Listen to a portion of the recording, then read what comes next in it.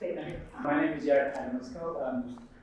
I've been working in Ethiopia in the last 9 years as investment advisory service. So I don't want to go into detail because I thought I've got like 10 or 20 minutes, so I prepared a very longer slide. But now what I'm going to do is I'll give the data, some of the evidence which I was supposed to be presenting, but I'll show you on the bigger picture of the danger and the opportunities that the financial sector is facing.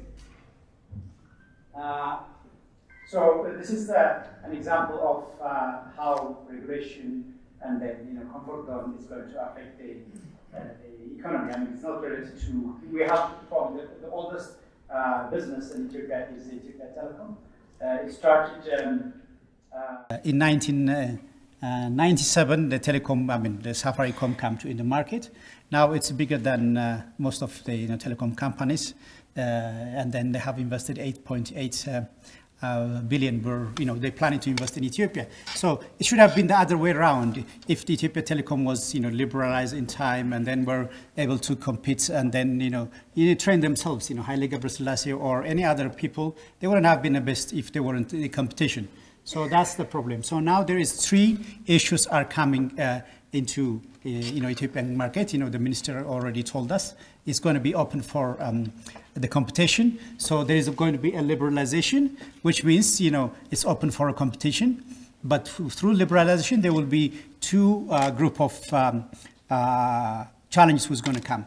One is from virtualization. Nowadays, a barrier to entry to bank was big, because you need to have a building, you need to have a capital, you need to have bankers, experts, in the black suits to just run a business. But at the moment, companies from virtual world, they can do this all business easily. So that's making. And then the other challenge is, which we are not currently considering, is digitalization of currency.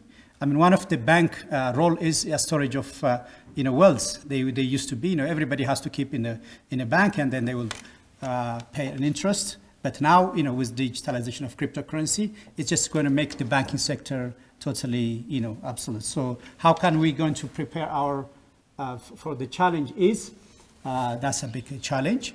If you see the Central Ethiopian Bank, there is liberalization, which is which we were told at the moment. And then through the liberalization, there will be fintech companies coming, like M-Pesa and all the other things. The telecom companies also are now providing. Even the Ethiopia Telecom is going to be a competitor for the banking sector in in the near future. The other through virtualization, we have now companies providing services. Nowadays you don't have to have a bank in Ethiopia. You can set up a company I think in Finland. Online, you can bill from Finland. You can set virtual company. You can bank with a Finnish bank, and then all the resources is saved on your computer without going to any of the Ethiopian banks. And then the cryptocurrency is about it, but there is now a big challenge coming from CBDCs, which is central bank digital currencies.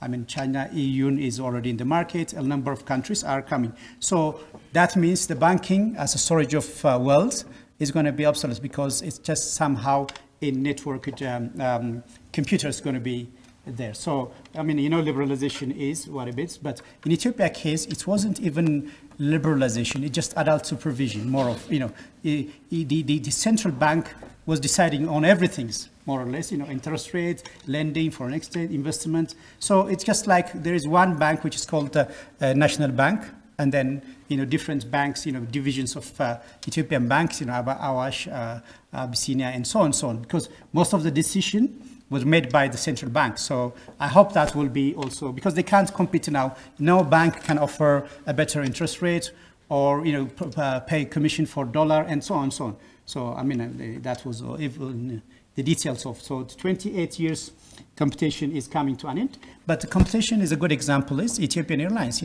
It survived and then thrived. Now in 2009, before the COVID, it was $4.2 billion valuation. And then there is also a big issues which been talked about. I mean, I have deleted, the names of the bankers. It's just 2000. 2021 financial report. But when we see a lot of people advocate, they are big banks and so on and so on. But when you start looking these banks as in dollar terms, they are very small, extremely small. If you have $10 billion as a subscribed share capitals, that means 192 million dollar USD. So our capitalization or the financial strength is not beyond takeover. That's I mean, even the smallest bank in Kenya could be able to take most of the things. In fact, I just want to.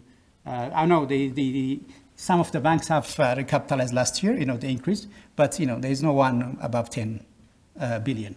So 10 billion is $200 million, and then it just if you win a Euro millionaire, sometimes you get this Europeans in American lottery. You can be able to back the biggest bank in Ethiopia. So that is how dangerous the banks are facing.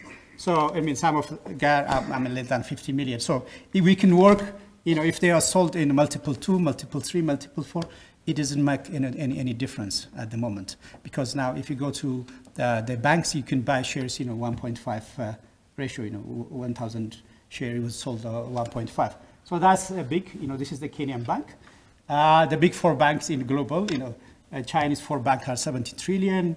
The whole, 19 Chinese banks are 30 trillion. And then even the American, big 4 are 15 trillion. So it cannot defend our financial institutions using, merger or acquisition. There was a big pressure now. If they get together, they will be, bigger. No, it won't be, because the whole, if you add up all the things in dollar terms, it's just 1.05 billion dollar worth all the banks. So they are not beyond. So this is the issue. The other challenge is the banks are not also ready for competition in different ways. They are good at retail banking, they do, but consumer goods doesn't exist. Commercial banking, global banking, private banking, investment, mortgage, even credit services, they don't have experience. So even if the big banks get into the market, this is an virgin territory they just can easily capture and then defend their markets in a very near future. So there is also low risk-taking experience, because the banks were not allowed to compete within each other, because the national bank want to do everything the same way. So those are the things. So we can go now. Let's go to for example, M-Pesa is now providing. The Safaricom is providing this service. You can do short number, case number, and then you can borrow. So those companies are getting into the market. So eventually, this is a cryptocurrency. So what we need to do is, there's advice which I want to give to the 3 shareholders now. They are very protective of their bank, and aware of the dangers coming. So they should be able to open up and then make capitalization easy. They have to retain, because there's going to be a big exodus of expertise from the banking sector. The banking sector also should avoid the illusion of we are big, bigger than the next bank in Ethiopia, but when the global center is very tiny areas. And the national bank also need to learn. They have been good in regulation, but they weren't fostering regulation, but not innovation. So the best way of these things to save the banks is the first is to start the stock market, because all banks are undervalued, because the Ethiopian commercial cost doesn't allow the shares to go up or down. But if they start floating into on the stock market, probably this banks 1,000 worth of share could be 3,000, 5,000, 10,000. So the market will decide. So that will probably protect them more than raising capital. I don't encourage marriage by force. The issues, there's 3 areas really. So the best thing is now to create some sense of urgency. The house is on fire. And change management will start. We have to be able to get out of our comfort zone and then start working. So these are the recommendations for all. Thank you very much for